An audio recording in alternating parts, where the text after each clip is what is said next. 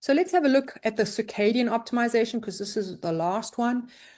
These are things that you can easily do with your clients and your communities. So morning sunlight exposure for 30 minutes. I mean, just go outside and just walk around for a little bit in the beautiful bright light. All of us just go from house to car to building, so that's not what we want.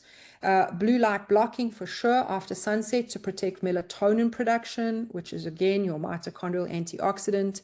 How about doing a consistent sleep-wake schedule? You know, go to sleep at 9, wake up at 6, whatever it needs to. And this is going to support mitochondrial rhythms. And finally, an optimal sleep environment, dark, cool sleeping environment to maximize restorative sleep quality, which should also help with stress reduction. So we spoke a little bit about the vicious cycles earlier, and I want to show you what the virtuous cycles are. On the right-hand side here, you'll see stable blood sugar means better mood, which means healthier food choices. Mitochondrial support means more energy, which means more exercise, which means more mitochondria.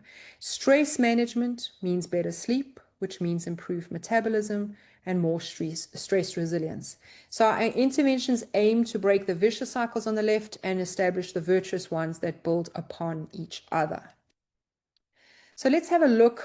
I want you guys to understand this. That mental health isn't separate from the metabolic health. They're the same thing viewed from a different angle. So the epidemic of anxiety and depression parallels the epidemic of metabolic dysfunction because they share the same root causes: mitochondrial dysfunction, insulin resistance, and cellular energy crisis.